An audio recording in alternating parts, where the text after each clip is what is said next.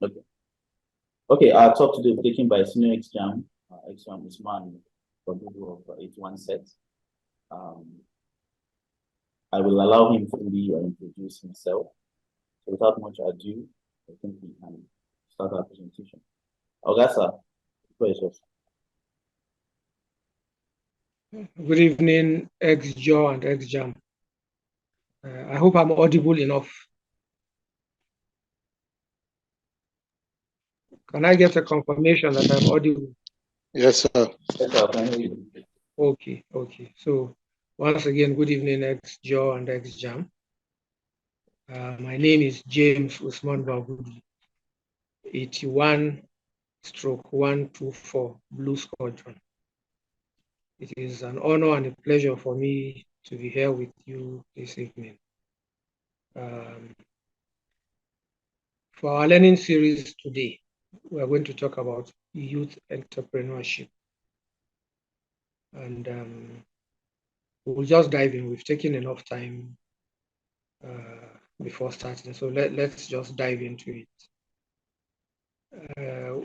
An overview of what we're going to do today is, we're going to look at what it means to be an entrepreneur. Who is an entrepreneur?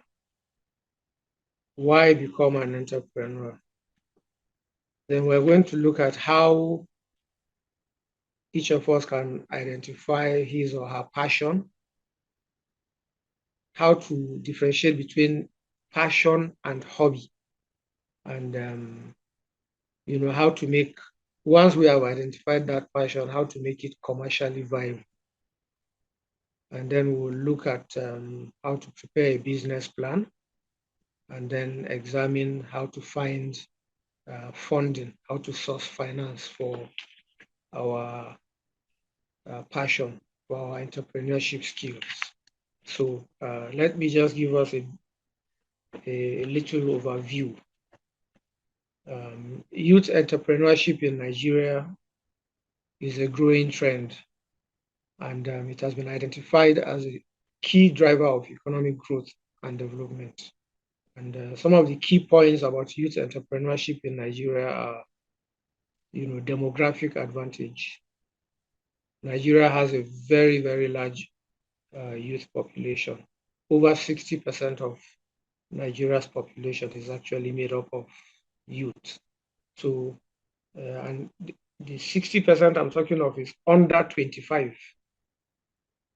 And this is actually the right age to take on entrepreneurship. It's the right age to develop it, because the older you get, the less daring you are. Entrepreneurship involves a little bit of risk taking and being, daring. And 25 and below, that's the age that I usually am excited about taking on new challenges. So, and then again, of course, young people have the energy, the creativity, and the drive to start their own business. Secondly, job creation. We are grappling with unemployment all over the country, and youth unemployment in particular is a major challenge. We tell our children to go to school, we tell them to read their books, and then when they're done with all that, they come out and there's nothing for them to do. So entrepreneurship presents an alternative, and in my opinion, a much better opportunity for the youth. It enables the youth to create their own jobs and become self-employed. And there's nothing as sweet as being self-employed. Nothing beats it. Thirdly, technology and innovation.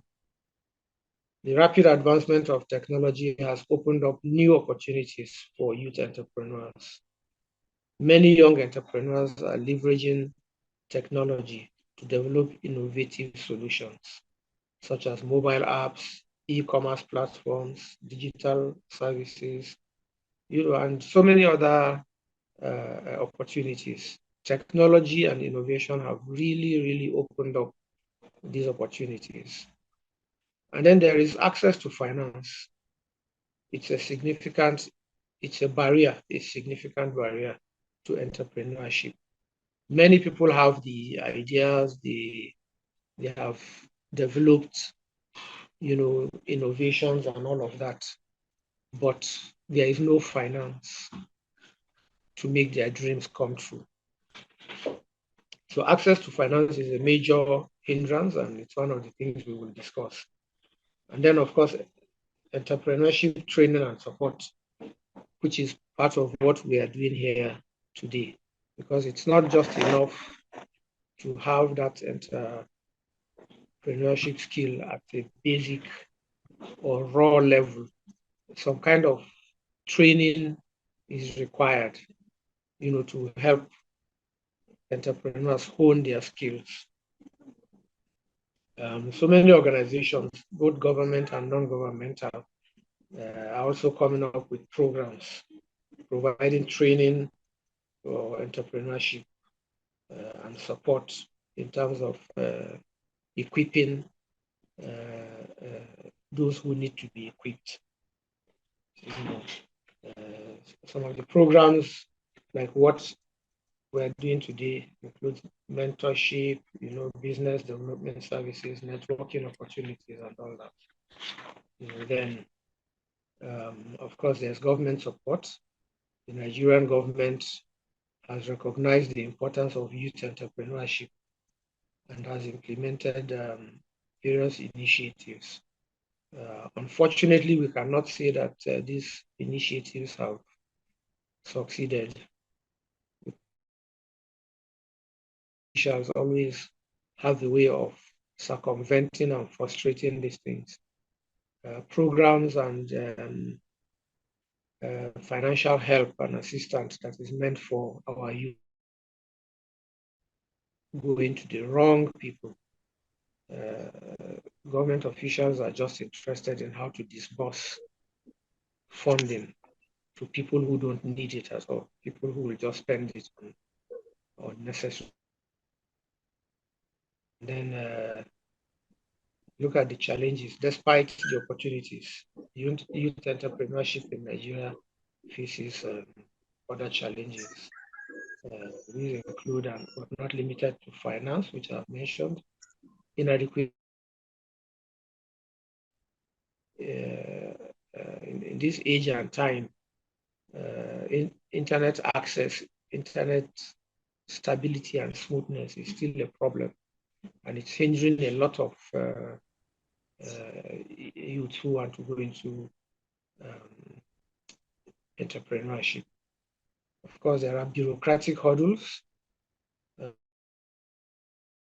entrepreneurial culture and mindset. And for me, this is one of the issues I'm interested in, speaking today. The entrepreneurship culture and mindset is really, really lacking.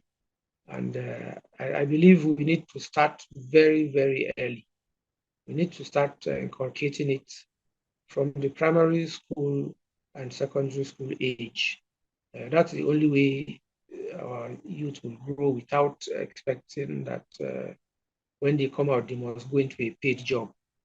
They must look for government employment, become civil servants. No. We have to create that mindset. And I hope that in the next 5-10 years, we would have made appreciable impact in this direction. So this is just an overview of what we're going to talk about today. So in conclusion, youth entrepreneurship in Nigeria is on the rise. It holds great potential for economic growth and job creation.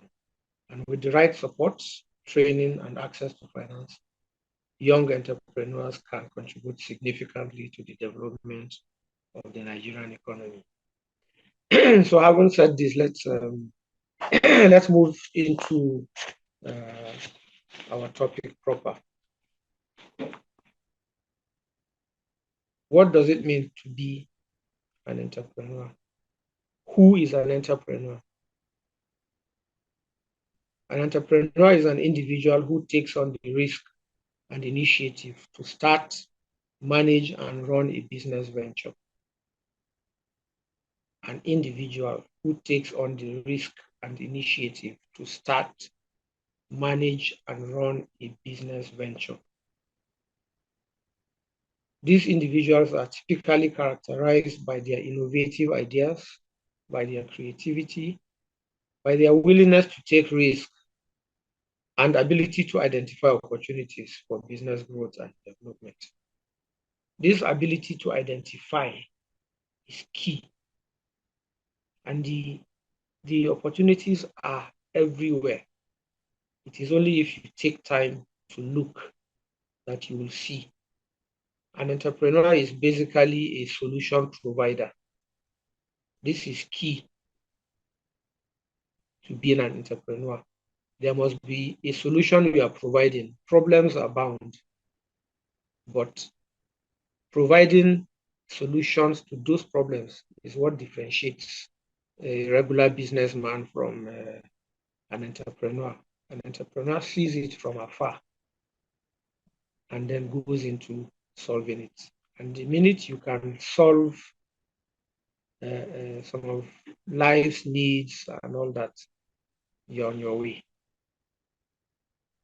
So this is who an entrepreneur is.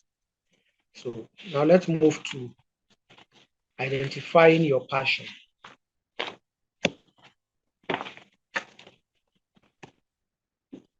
Identifying one's passion involves introspection and self-reflection.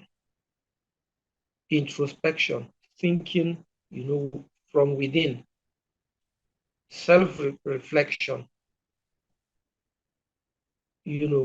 reflecting on the society, on yourself as an individual, what you want, what you enjoy doing, something that you want to wake up to, something you don't get tired of doing.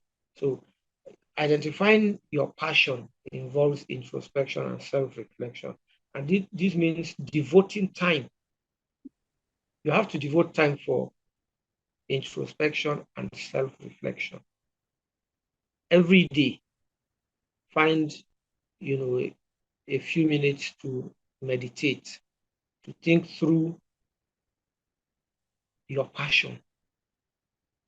You have to find that time out of all the clutter that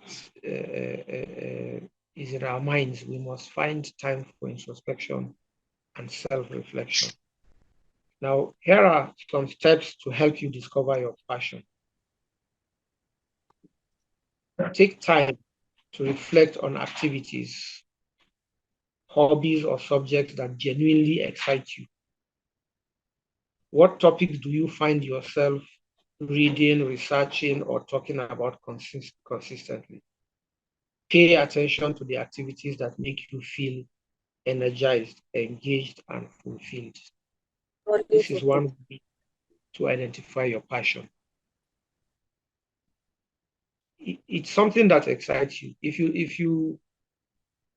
you research the number of people that are actually engaging in their passions and those who are just going through the motions, you will find that those who have identified their passions are happy doing what they are doing, while those who have just everyday jobs, they go there because they have nothing else, to do. So one way to identify your passion is to explore your interest. What is it that excites you?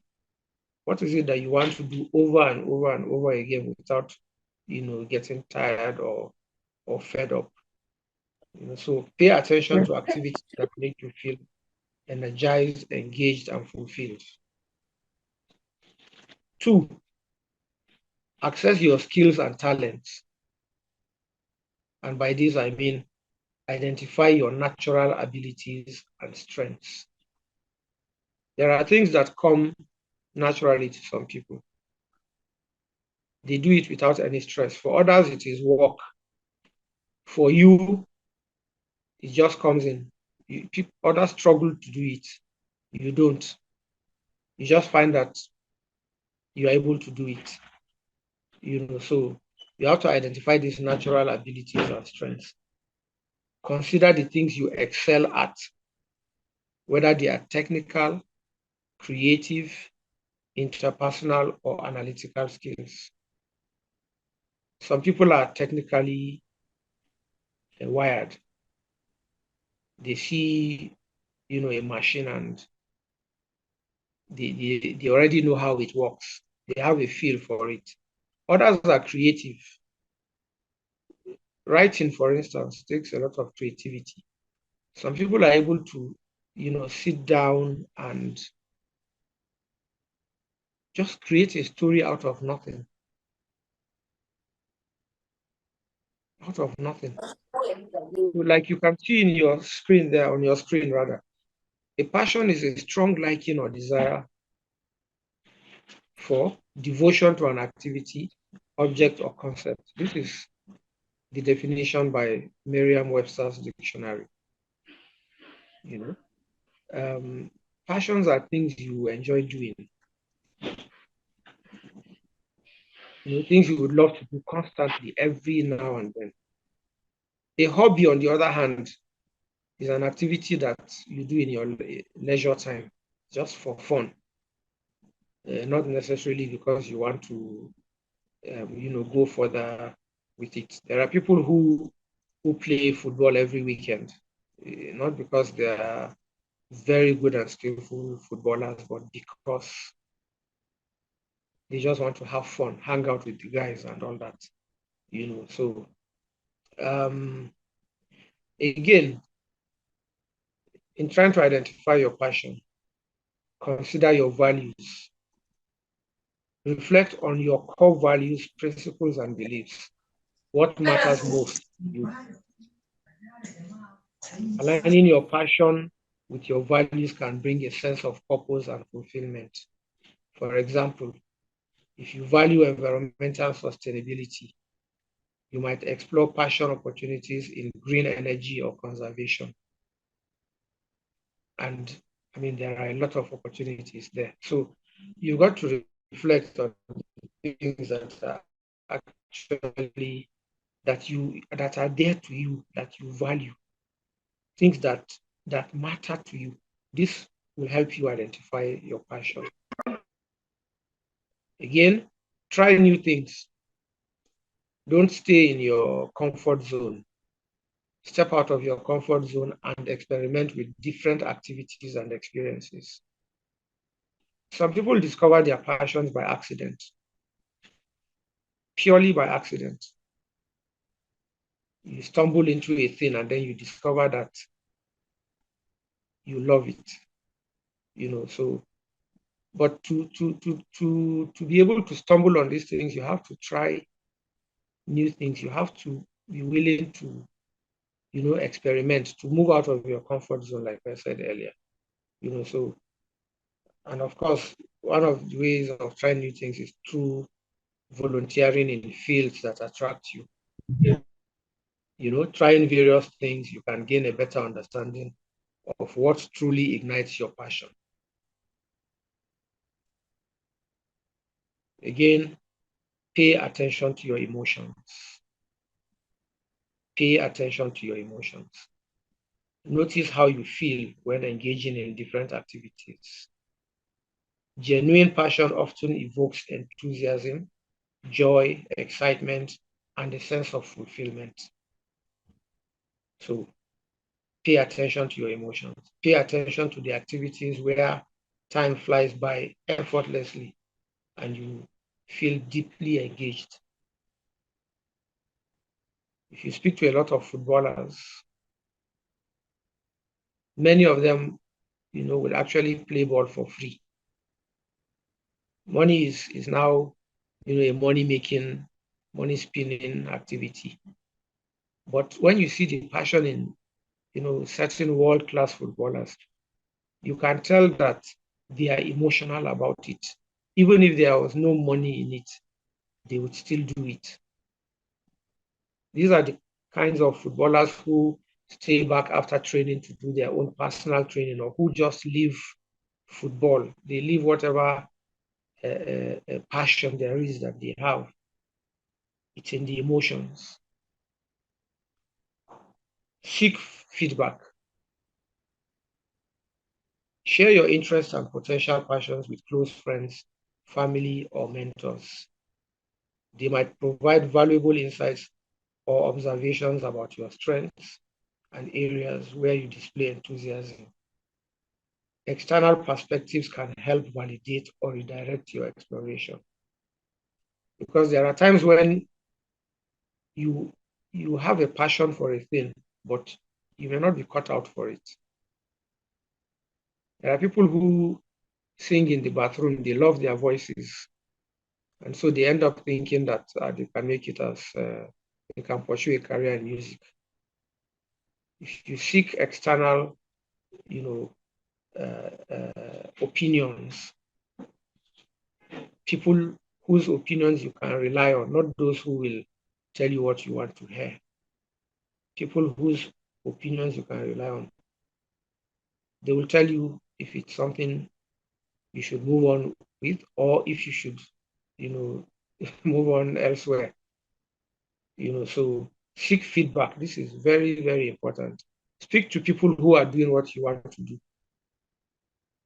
Those who have gone ahead of you in a particular thing are like giants on whose shoulders you can stand. There are people you can reach out to for, feedback, to give you their opinion. And I remember watching an interview with Muhammad Ali. And the woman told him about her son who was interested in boxing.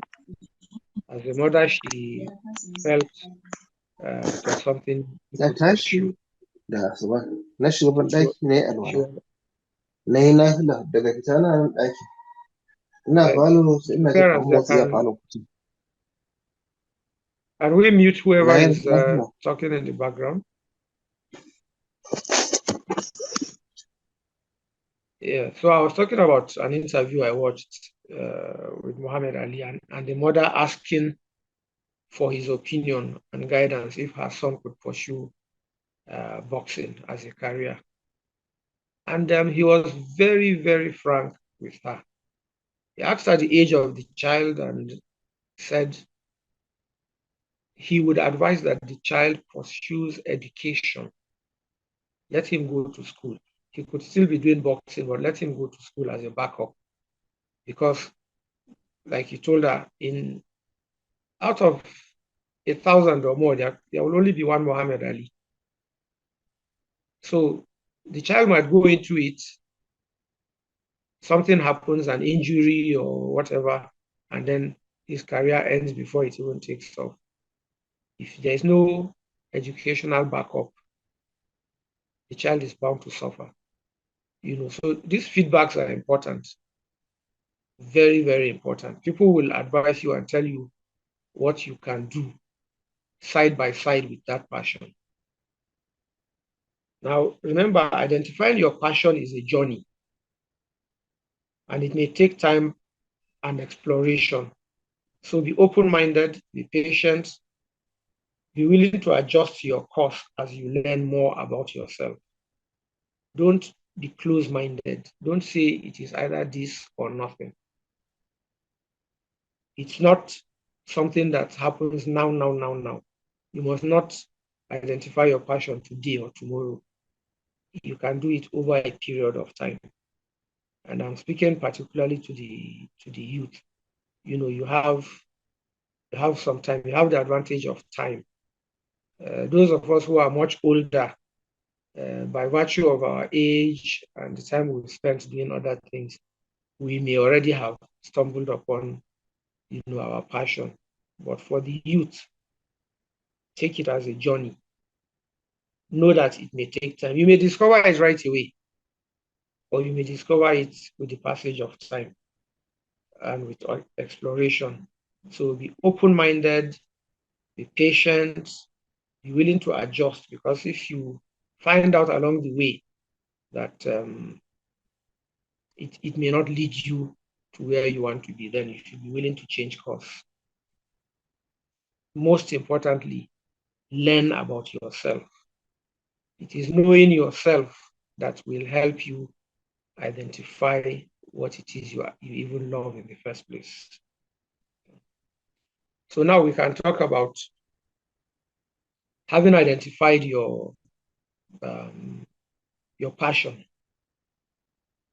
How do you make it commercially viable? How? Because not every passion, not every idea is actually commercially viable. Many ideas have gone down the drain. They've led those pursuing the ideas to, to lose it, to go to fritter away resources and end up with nothing.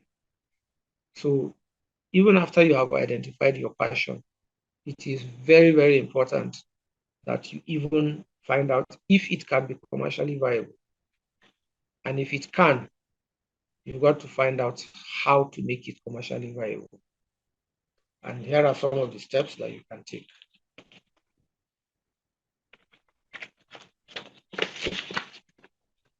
Research the market. And by this, we're talking of a feasibility study. And what is a feasibility study? It is a detailed analysis that considers all the critical aspects of a proposed project in order to determine the likelihood of it succeeding. Now, let me talk about this feasibility study. We as Nigerians have a terrible habit of just jumping into any business, jumping into anything, because we've seen someone else do it, and by their lifestyles, we assume that they have hammered. So because you saw somebody go into a pure water business, and after a year he was riding a big car, moved into a bigger apartment and all that, you now assume pure water business is good and you go into it. This is completely wrong. Completely wrong. You must do a feasibility study. That's the only way you won't even go into a bad venture. A feasibility study will give you a complete guide. Complete guide. And it's like a roadmap. A feasibility study is something that you can use for the next 5 years. Because in a feasibility study, there is a financial projection, 5-year financial projection at the minimum, which will tell you where you should be in 5 years' time. So research the market, conduct thorough market research to understand if there is a demand for your passion in the market. Identify your target audience, analyze their needs, preferences, and purchasing habits. This research will help you determine the feasibility of turning your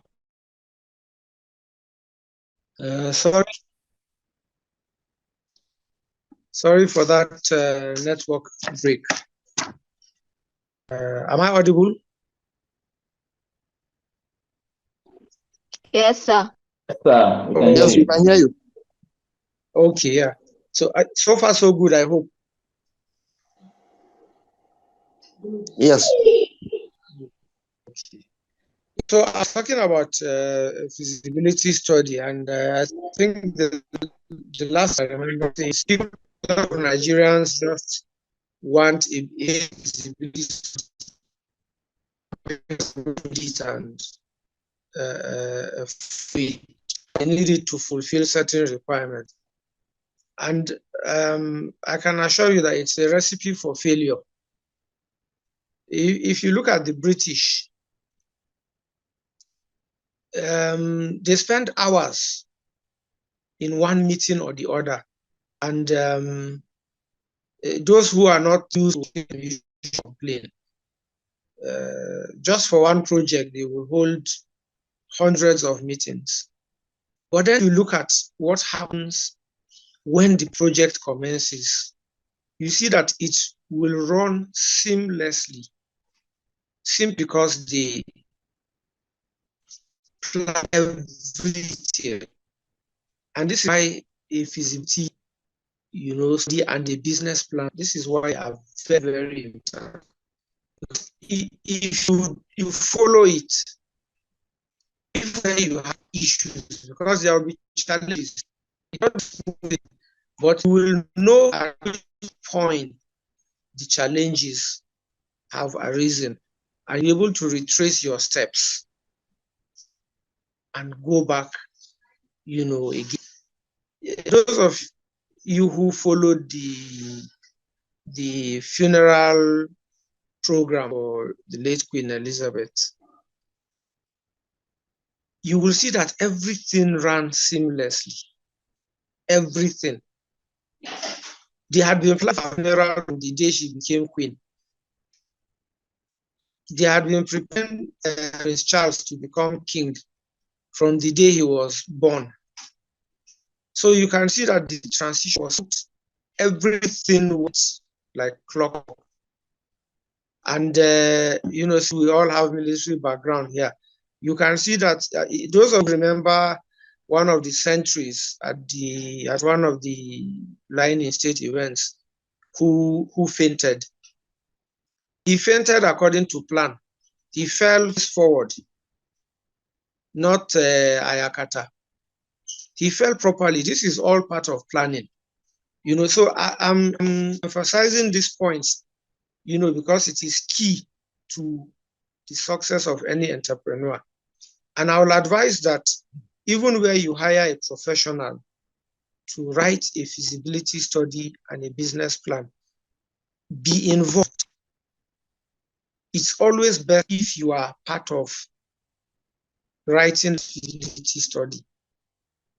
And, as a professional, I write these things for businesses, but I always encourage the business part of it, so that when he's reading it will not sound like Greek to him. It will be something he will be able to, identify with. So research the market before you go into any kind of business. Develop a business plan. Develop a business plan is more, financial in nature. A feasibility study will tell you whether you should even go into it in the first place, because not every feasibility study gives you the go-ahead. Not every feasibility study. At the feasibility study, you can, the result may be that, okay, don't go into it, or if you have, then do it this way, that way. A business plan is more financial, in nature. I'm going to preparing a business plan. I won't waste too much time here. Build your skills and knowledge. Even if you have a passion for something, there is still a lot to do. Don't just assume that because it comes naturally to you, therefore you have the skills and knowledge you need to do. No, you must build your skills and knowledge. Read about those who have into that same line of business. Because no matter how you business, there is a generic form of that business. Somebody else has done it. Build your skills, build your knowledge, and your skills and knowledge. This might involve taking courses, attending workshops, obtaining certifications. There are free certifications now, and then there are those you can pay for. So, opt certification, because some businesses you can't even them without certification, especially businesses that come under one form of regulation or the other. So, opt certifications or partner with experts in that field. I know many Nigerians have had their fingers burnt, so they are afraid of partnerships. If you can partnerships, please do. It makes, two good heads are better than one. So if you can explore partnerships, please do. And with experts, don't go and carry people who are ignorant like yourself in the business. If you have to partner, then make sure one or more of the partners is knowledgeable or is an expert in that. Even when you are seeking knowledge or skills, you want to do tailoring, you can be asking a photographer for guidance. It has to be somebody who is in the line of business and who's been in it for long. So build your skills and knowledge. Acquiring expertise will not only improve quality product or service, but also increase your credibility in the market. Because credibility matters. No matter how good you are, no matter how good you've packaged your product or service, without credibility, no one will trust you. It's a long haul. So, partner with people with credibility. Identify your unique selling proposition. Your unique selling proposition, because most likelihood you are doing something else or many other people are already doing. There is nothing you add this on, not absolutely nothing. Whatever it is you want to do, it will have its unique, selling propositions. But you must identify it. That is how you will differentiate yourself from those who are already doing it. When I was growing up, kuli kuli was just kuli kuli. Fura deno was just plain fura deno. You mix the fura with the no and you have your fura deno. The kuli kuli was essentially a byproduct of the groundnut oil making process. But today you have spiced kuli kuli. You move around, you see fura with coconut, fura with all kinds of additions. These are all unique selling points. Because if it's just ordinary, one that making fura, why should I buy fura when I can go to those market and buy? Something must make yours unique. Something has to differentiate. If you look at Habib yogurt, most of us know Habib yogurt. It will interest you to know that what Habib yogurt sells is just the yogurt. That's actually the business. The yogurt is the business. The fura is an addition. They sell it to you as a compliment. Not sell, rather, they give it to you. If you want to understand what I am saying, go to any Habib yogurt outlet. You will discover that the cost of the yogurt is the same as the cost of the yogurt and the fura. The fura is complementary, and all of it is from Zaria. It's one of their unique selling points. They don't just buy, they make everything comes from Zaria. Everything. So identify your unique selling proposition. Tell me what sets your passion apart from existing offerings in market. Identify a unique selling proposition, whether it's a unique approach, superior quality, personalized service, or innovative features. Highlighting your unique value proposition will help differentiate your product or service and attract customers. Create a brand identity. Brand identity, branding, this is key. This is key. I know people like brothers, they remember when the bigs started off way back, US foods. All their snacks, whatever, had unique taste. Even if you buy somebody pages it and sells it to you somewhere else, if you eat it, you will know it's Mr. Biggs. And it's all, branding. They identify a unique formula. The same thing for other eateries. If you are a regular at Chicken Republic, you will know how their food tastes like.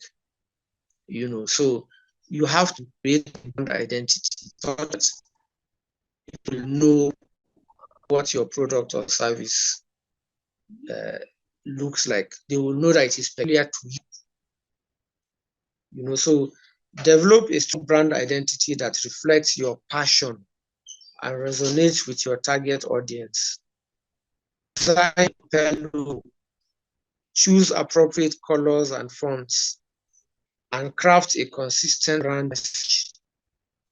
Branding plays a crucial role in building customer recognition and trust. In the service industry, there is a bank. I don't want to appear like I am campaigning for them, but I don't know their services like today. But I at a point guaranteed to bank. The service you see in any other branch. Stay in down bank. You walk in any of their, this is part of identity. So make sure that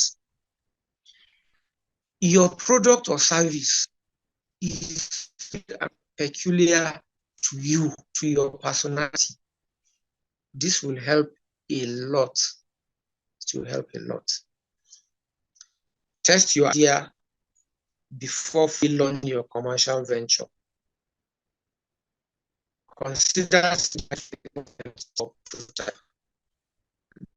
from potential customers and make any necessary adjustments based on their input. I found out, this TV program, sitcoms and drama series, all that they actually sometimes select families on air. They select families who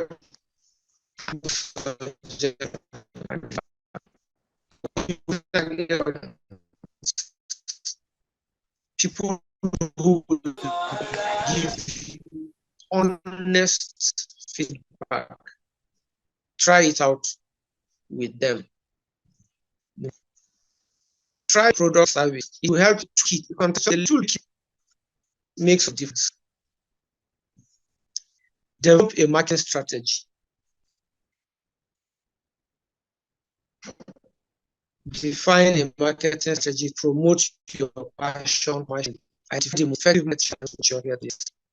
It's social media. It could be content marketing. It could be influencer partnerships or traditional advertising. It all depends on the kind of product.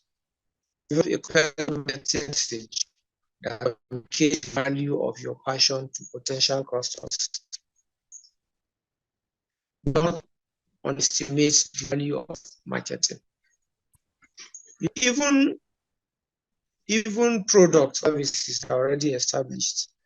Sometimes you find that to keep their product in your mind not because they need to. Maggie has a generic name for all manner of seasoning, even though Maggie itself is, a brand on its own. But if it's in Hausa, for instance, people to Maggi say Bani Maggi no, Maggi Royco. But Maggi Cube still advertises, or they do things like sponsoring catering programs and all that. So not rate what do they call it? Marketing. Am I still audible? Yes, Yes, sir. sir. But I think your slides are frozen on feasibility studies. Oh, okay. I don't know if that's where we're supposed to be. Yeah, let's leave it there for now. Okay. After this, I will forward the detailed lecture to David Dogo or Balairi so that everyone can have a copy of the more detailed lecture. Yeah. So. All right, sir. I'm done with developing marketing strategy. Next is establish partnerships and networks. Collaborate with other professionals or businesses in related fields to expand your reach and create mutually beneficial opportunities. Many people are scared doing this, because sometimes you open up your business ideas and then people steal those ideas and leave you out in the cold. As much as you can establish partnerships and networks. Remember that making your partner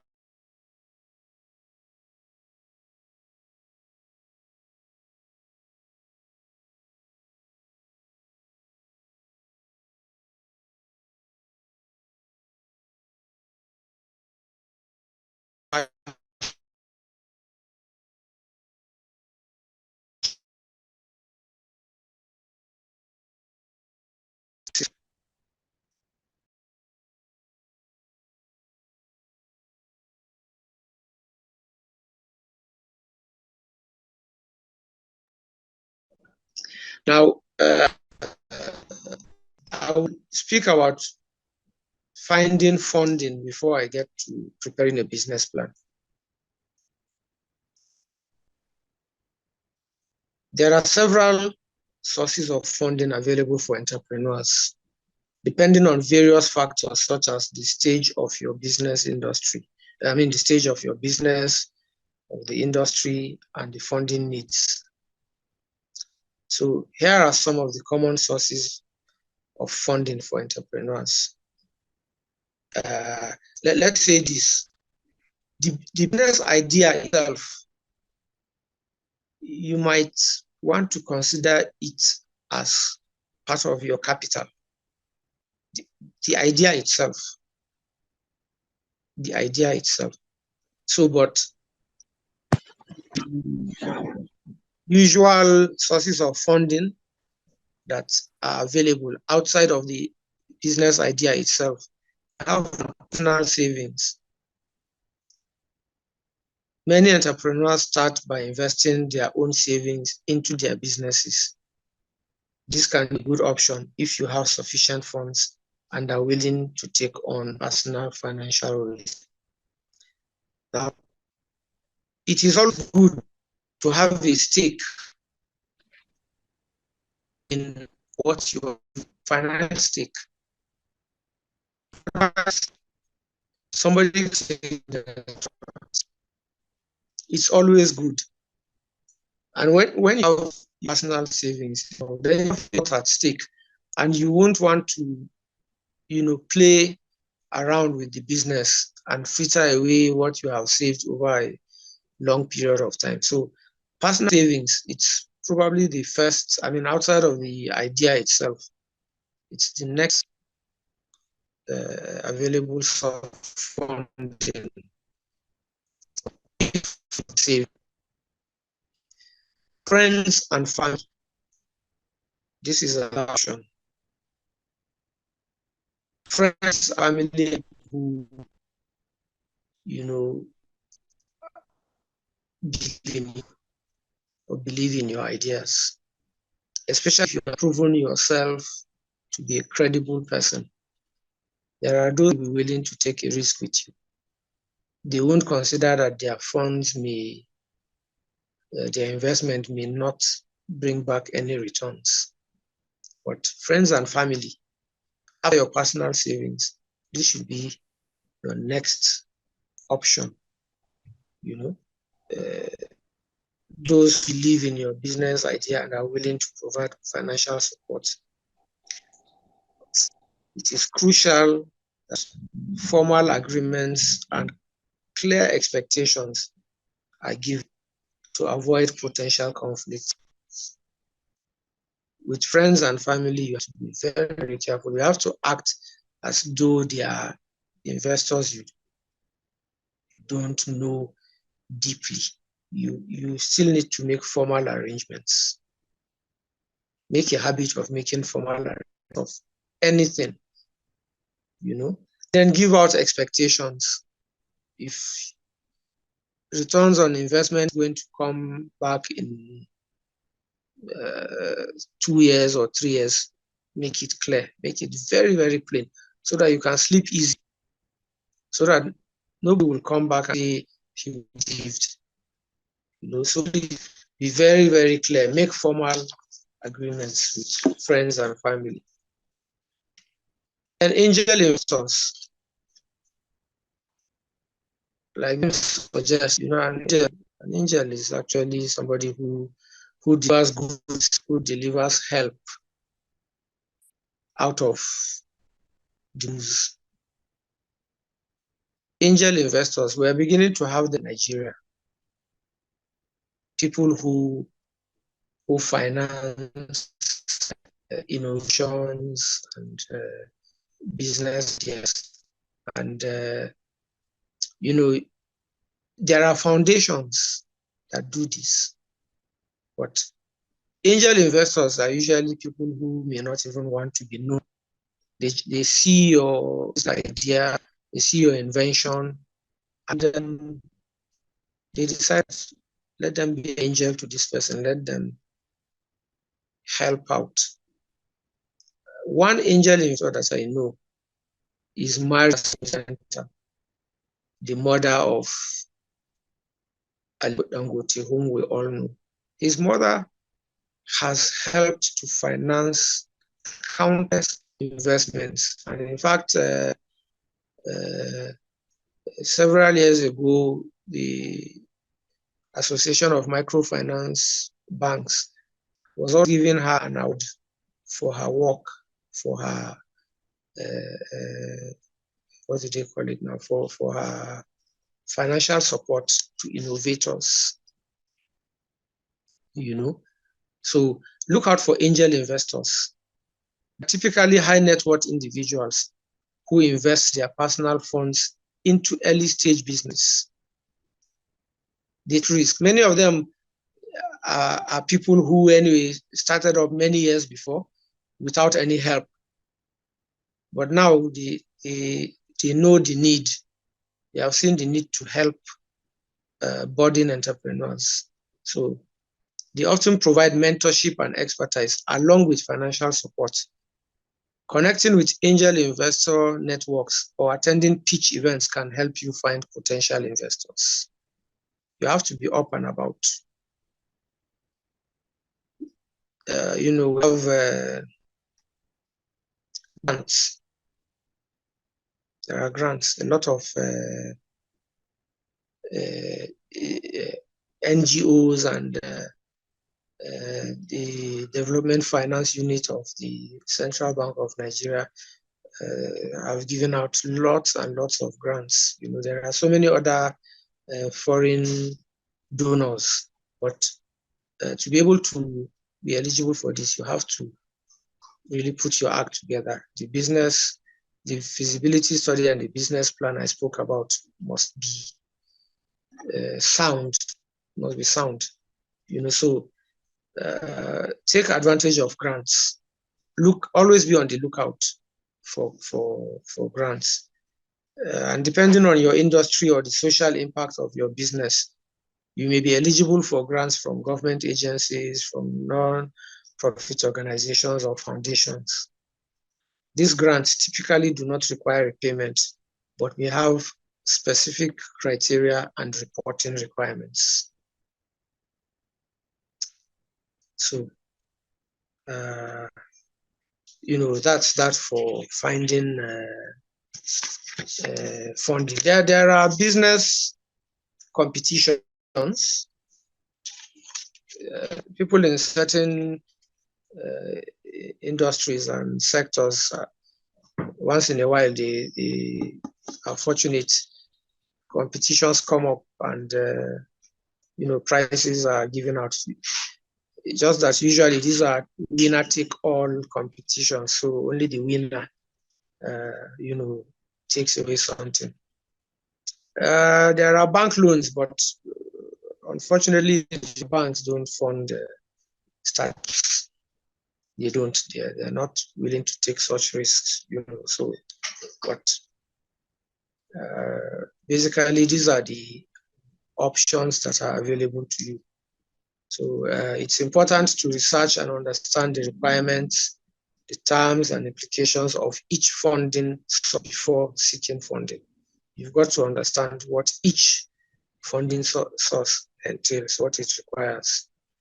It is also advisable to consult with a financial advisor or mentor who can guide you through the process and help you make the best decisions for your business. This is very, very important. Just yesterday, I was told of a very rich man, extremely rich man, who was advised to go into the airline business. He knew nothing about it, but some people came to him and told him there's money in it. And he went in, and right as we speak, his airline has been grounded, suspended, and I'm not sure he's going to come back at all. So it's very, very important that you consult proper financial advisors, not just anybody, proper financial advisors. So now we can move to preparing a business plan, and I'll just take us on the basics. It's a crucial step in starting or expanding a business. It serves as a roadmap for your company's future and outlines your goals, your strategies, and financial projections. And here is a step-by-step guide on how to prepare a business plan. And let me state here also that I advise strongly that you should be part of preparing your business plan. Be part of it. Give, advise the professional. Tell him what you need. Excuse me. You are the one who is going to run that business, so you know what you want. So you must be part of it, so that you don't pay for a generic business plan. So what's the first thing that you do in a business plan? An executive summary. An executive summary, is a concise overview of your business. It's a summary. It's a summary of the business. And this includes the mission of the business, the vision. The mission, what is it you hope to achieve? What is it? What's your mission in that business? The vision, what do you see? At the end of the day, when your business has succeeded in many years to come, what's the vision? What would you have achieved? What do you see? Because as an entrepreneur, you should be able to see the future, see where you are going ahead of everybody else. So your executive summary will include your mission statement, your vision statement, your unique selling proposition, and a brief summary of your key strategies. This section should also provide an overview of your target markets, your competition, and financial highlights.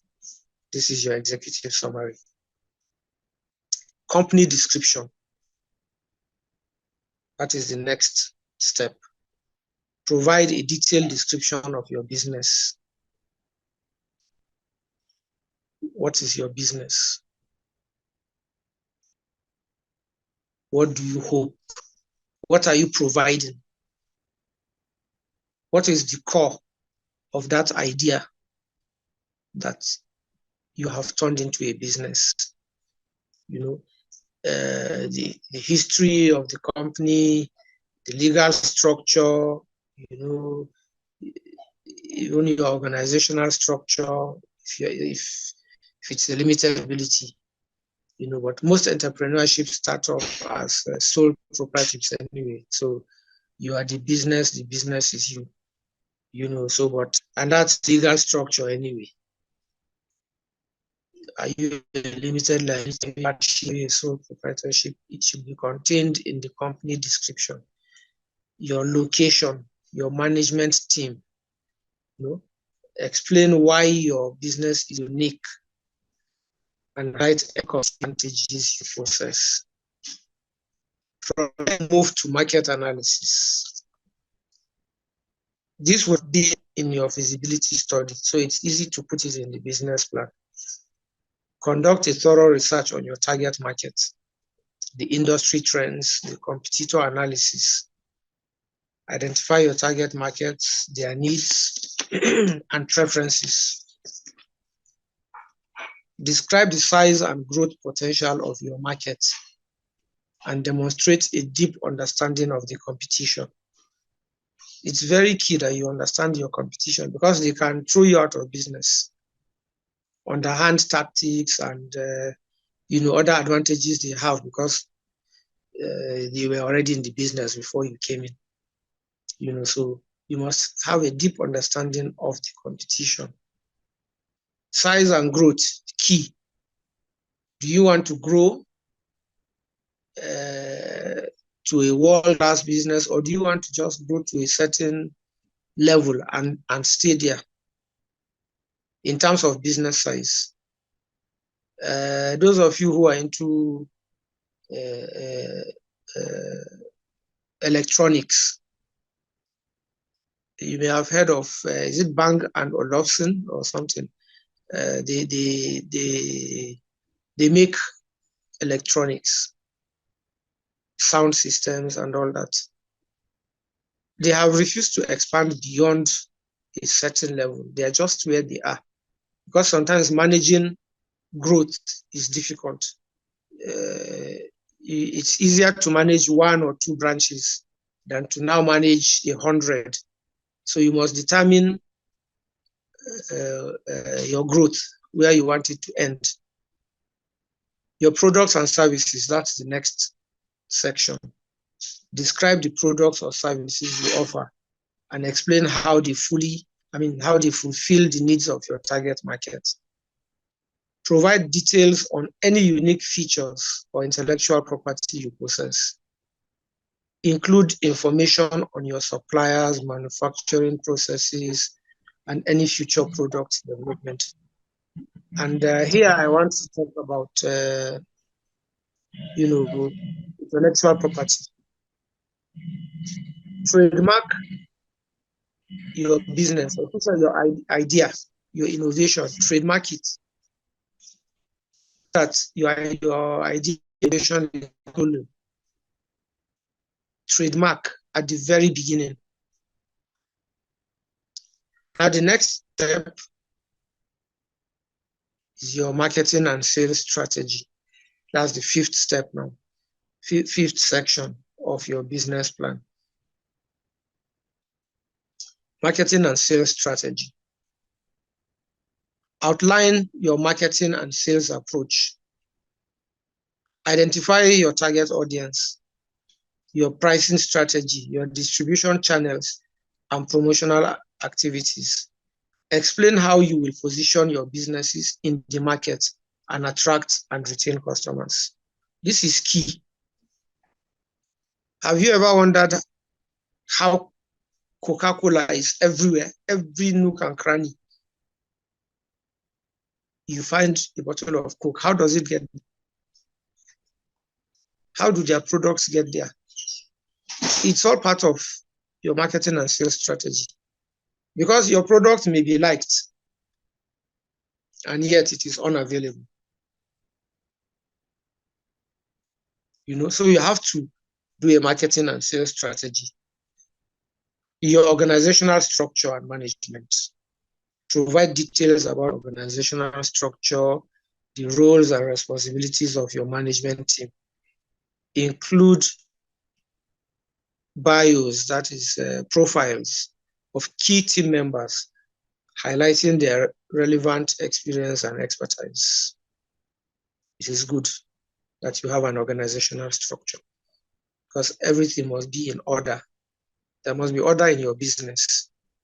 Who does what? Who controls what? Who is in charge of what? You must have it in that business plan. Your financial projections is the next section. Create a realistic financial forecast for your business, including sales projections, income statements, cash flow statements, and balance sheets. You will need an expert for this to help you out. Make sure to include assumptions and key financial indicators. This section should demonstrate the financial viability and growth potential of your business. Financial projections will help you know when you will break even, so that you can plan your spending, plan your expenditure and all that. Know what to do with the revenue that comes in. Funding requests. If you are seeking funding, clearly state the amount you need and how the funds will be used. Provide information on your current and future funding requirements and potential returns on investments. It should be in your business plan. This business plan is something you will keep coming back to. You will keep coming back to it. Sometimes on a weekly basis, sometimes on a monthly basis, so that it will guide you. Because like I said, it's a roadmap. The next section will be your risk analysis. Identify potential risks and challenges that would affect your business and outline strategies to mitigate them. Address any legal or regulatory risks, market volatility, or operational challenges you may face. This risk analysis is key. The lack of it has led to failure of many businesses because, you see people doing pure water, you go into it. They've not told you that AMAC officials can stop your car and impound the whole consignment and the car itself simply because you don't have your proper car vehicle permits. That's a huge risk. A huge risk. Look at COVID, for instance. It wiped away many businesses. It's not the kind of risk you can easily, identify and forecast. But you must be prepared for. These are the risks that are called acts of God. Anything can happen. An earthquake, a fire incident, just anything. So you have to do a risk analysis. Anything that can potentially, damage your business.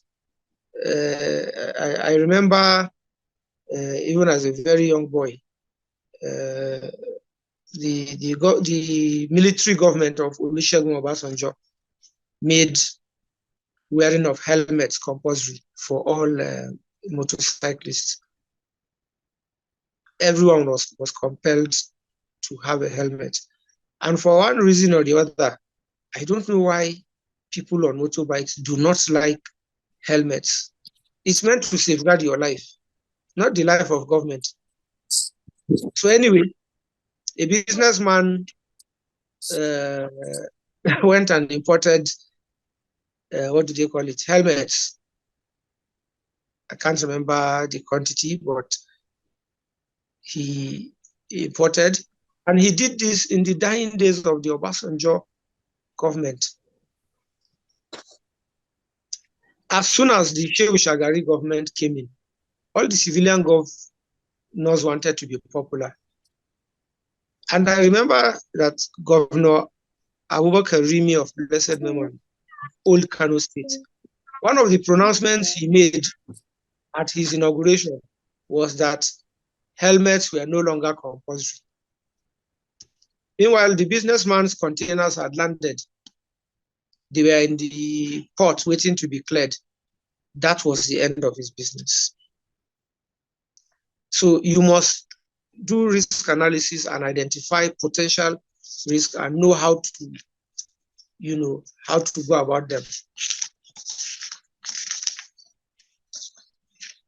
So finally, you can have a section with appendices, which will include supporting documents, resume of key members, market research data, competitor analysis, and legal documents.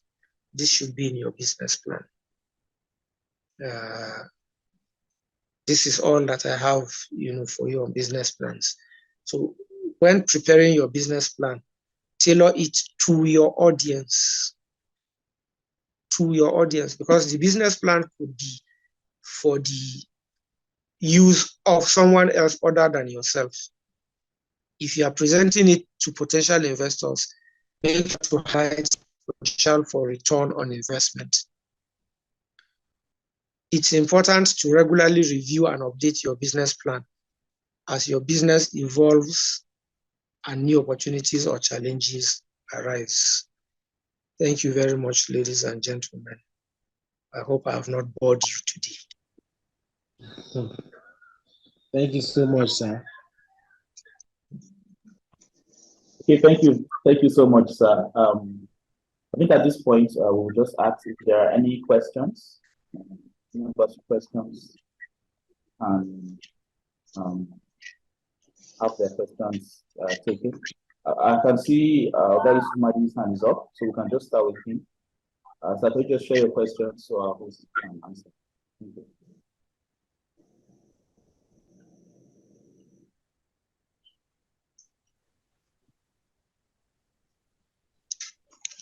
Hello? Hello, sir. Go ahead, the question. Good evening. Good evening. Good evening. Good evening, sir. Thank you very much, sir. We appreciate you, sir. Thank you very much. Very, very, in fact, very educative and this thing. Usually, all due respect, I greet everybody in the house. Usually, once in a while, I'm in outfit, sorry. So sometimes I speak to the new students on not waiting, they should take opportunities. And then suddenly, it was while part of this happened, and then this, how do you advise people because of what happened for this subsidy, the increase in everything? Where do you place that? How do you tell people that are just starting and then suddenly this thing comes up like this? Okay. Thank you very much. So this will come under, that risk analysis. If you really, think about it, you will discover that many things in this country are predictable. Many things. And even before the new government, it was obvious that subsidy was going away. It was obvious. So someone who did a proper risk analysis would have made some kind of provisioning for it. It may not, the provisioning may not cover everything, because no one expected that we would be buying fuel at 617 naira, but at least in terms of provisioning would have, still taken care of it. And like I said earlier on, your feasibility study and your business plan, if you do it factually, there are many hurdles you'll be able to cross when they come. So it's advisable, when you speak to your students, it's advisable you tell them that they must prepare for all manner of eventualities. And that as a matter of fact, a startup will have to restart several times. Not every startup takes off smoothly. So that's it. Yes. Thank you very much.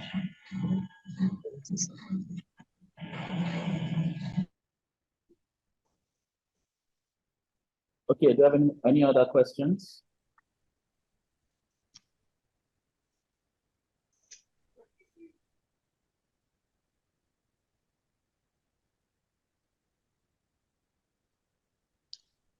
Hello, do you have any more questions? Yeah, let me say that the title of today's lecture is Youth Entrepreneurship. But entrepreneurship is something we can start at any age. If you didn't take advantage of it when you were a youth, you can still take advantage of it even now, regardless of how old you are. We've seen people become businesses in their old ages, having failed in so many other things, and they went on to succeed. So it's as much a lecture that is beneficial to our youth as it is beneficial, to the rest of us. And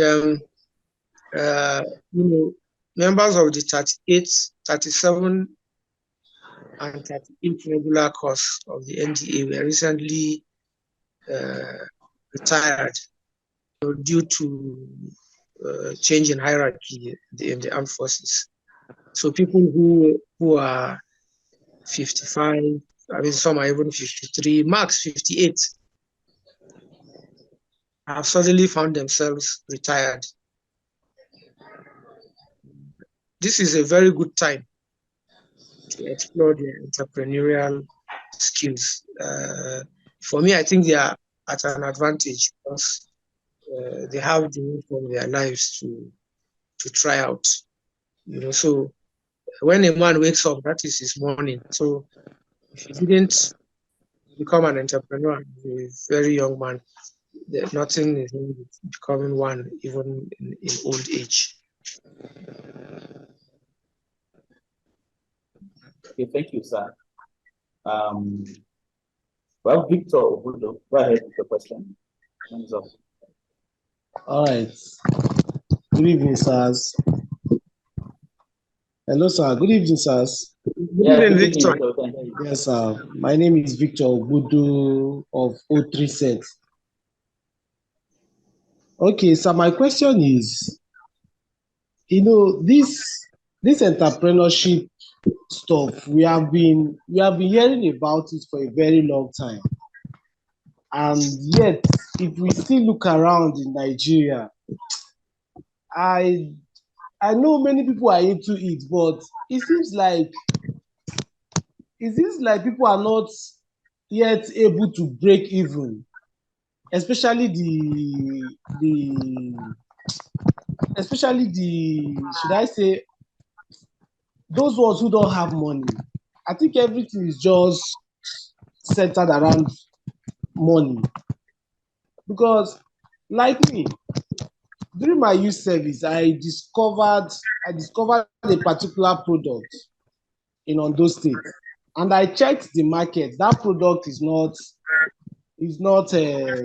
rampant in the market. In fact, apart from Ondo State, I've not seen that product anywhere in Nigeria. I've made my findings. These are the excellent products. Something that it is agricultural related product. But I noticed that the problem, even with all these feasibility reports, risk analysis, and whatever, without money, sir, without money, this thing there will be no headway for it. So I'm asking, because one of the reasons why I attended this program is because I feel that apart from learning how to draw my feasibility report and whatever, I can have, I don't know, I can have financial assistance. I just have to be truthful. I've shared this particular business idea with so many exams, and it's just money issue, even though I tried.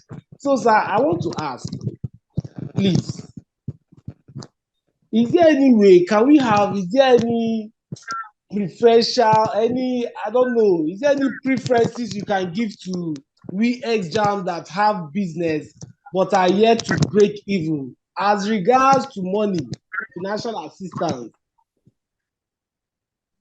That's what I'm asking. You mean assistance from me personally? No, from your office or wherever, but I don't know. What do you think? Victor, Yes, boss. what I have shared with you is one of the things I've shared is how to source for funding. And yes, I agree with you that the Nigerian market is still backwards when it comes to financing entrepreneurs.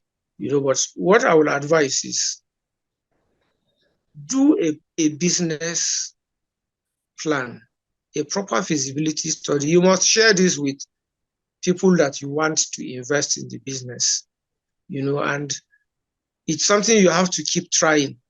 It will not come easy, but start small.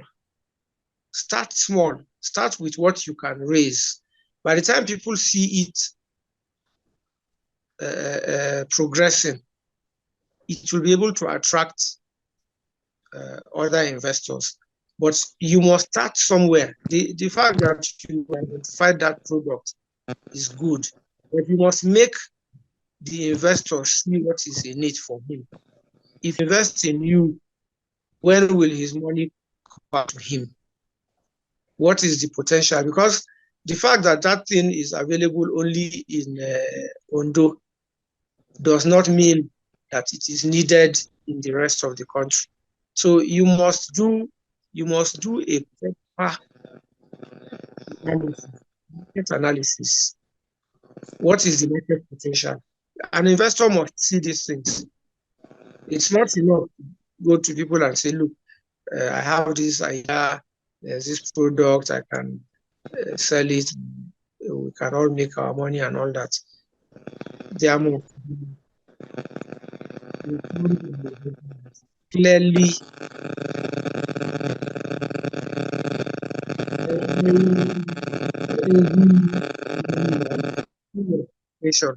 what I would say is that you must start somewhere. You must start somewhere. You must continue to look for funding. Try family and friends. That's one of the easiest. Try family and friends and see how far you can go. Scale down your startup plans and see, if what you were looking for instance, was 2 million or 3 million, find out if it is something you can start with 500,000. Scale down your whatever, but we can talk offline, Let's talk offline. It's okay, sir. Thank you very much, sir. You're welcome. Yes, okay. Thank you. Chris, if I can just add to what Oga has already said, particularly to you, and anyone who has that idea. One of the reasons we are creating this learning series is to be able to equip our members, first of those who want to get into businesses, to be able to get the know-how, knowledge you need before you start a business. It's not enough just I have this idea and it will be profitable if I start.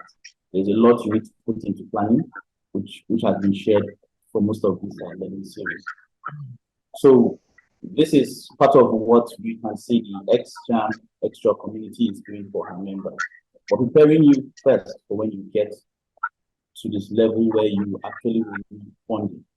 Now, with respect to funding, there are several funding opportunities. Some of which Oga mentioned in the same presentation. There are grants, there are different agencies or NGOs that are interested in giving out money to startups. And a lot of opportunities are even available to youth 18 to 30, 35 years old. Now, before you can apply there, you have to have your paperwork properly done, so that when you apply, you have a better chance of actually getting this funding opportunity, because you will be competing with other business ideas, which is still part of the reason why we are doing this. Now, this is just our first phase. Our next learning exercise, we will have experts in-house that will be able to walk you through preparing your pitch deck for some of the things, many of those opportunities will request of you. So our advice to hang on, get that knowledge too, before you are ready to explore opportunities in that direction. I think Oga Maikamisa had something to say, so I will just hand over to you to add. Oga, sir. Hello. Okay, so I think in order not to overemphasize some of the responses that Victor has got, I just wanted to just still point at one part. So you see, most times when trying to do a business, we don't jump straight to looking for funds, no matter how lovely the business is. The key thing is validating the problem that exists, right? And also trying out the business at the smallest scale possible, that you don't lose money trying to test out. So if you test it out, it can be maybe, I'll give an example, somebody like Mekosi. You can try, if you do Mekosi for 1, 2, 3 days and you see that you lose every day and people are not buying, then probably that location is not the greatest place for that, you know. But if you test it out within such a location and it is working with small amount of money, then you start seeing reason why you need more money to increase the volume of what you're selling. So it makes it easy for anybody even approach to ask for money, to want to give, because you have clear information and you have clear understanding of this actual business. So you need to validate. It's important to validate that your business need around that area, even before going to the point of even talking of scaling it. So that's what I just wanted to add. So sometimes you might not, it's even good that you don't have that source of funding at that point, because you could get the funding and lose all of it for yourself and even the person who invested. So it's key to validate the business, very important, or else you learn lessons with a lot of money that you would have learned with just small amounts. Thank you. That's what I just wanted to. Thank you, sir. Thank you. Do you have any more questions?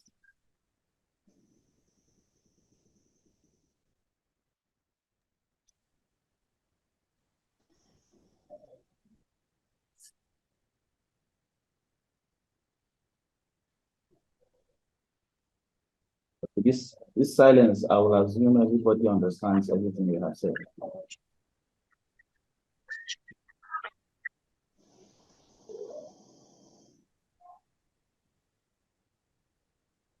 Okay. All right, if we don't have any more questions, I noticed there was a question from the chat box about making the recording available.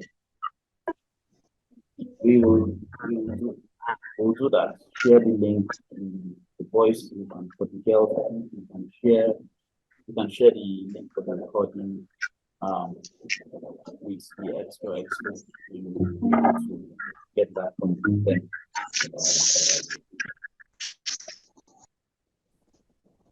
All right. So without that, I can proceed then. Thank you very much, Oga, for your time. For the knowledge you have shared. And we're hoping, you'll be available when we have other members who may have questions after this or guidance with respect to preparing their business plan. So if they make those available, so I will definitely forward them to you and trust you'll be able to guide them, see them through that procedure. Thank you once again, sir, for making yourself available.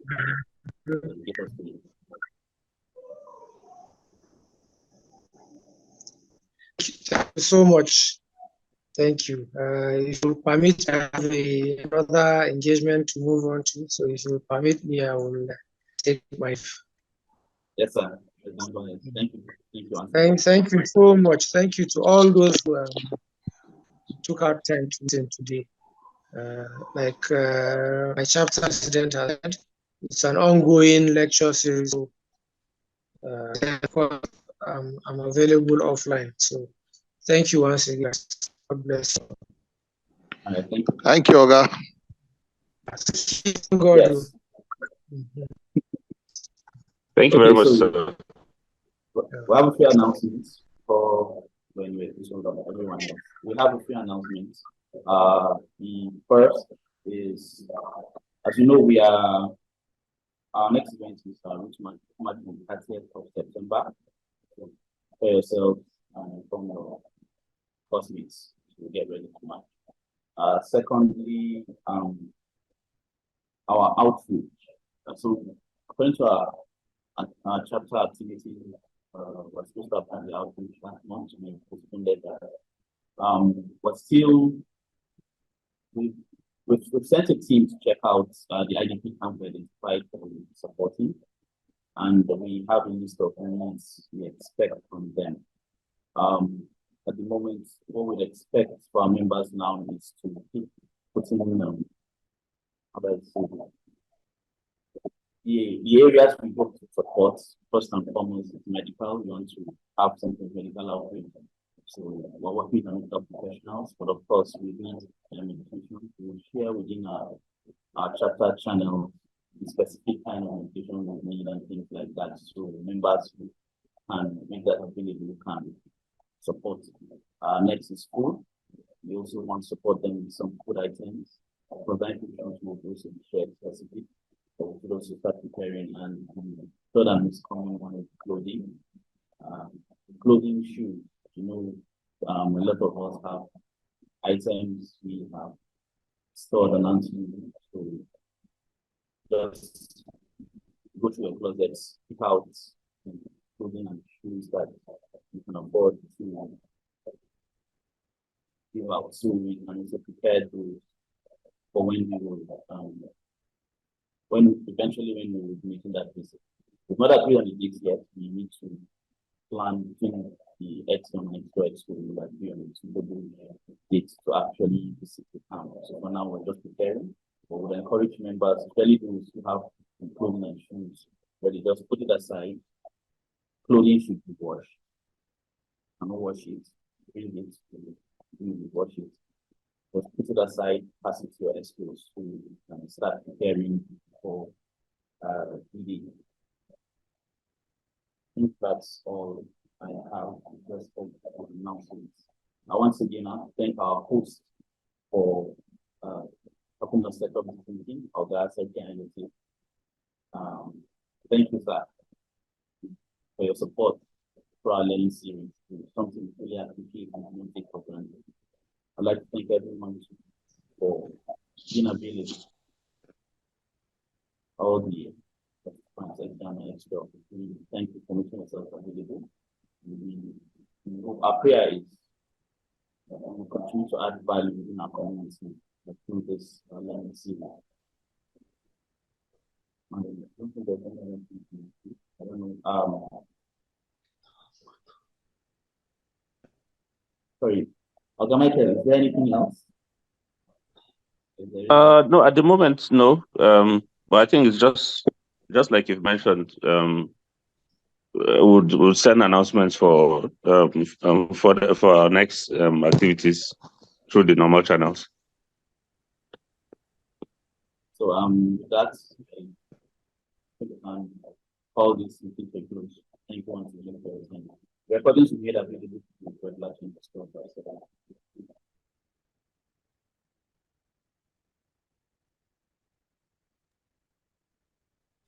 All right. Thank you very much, everyone.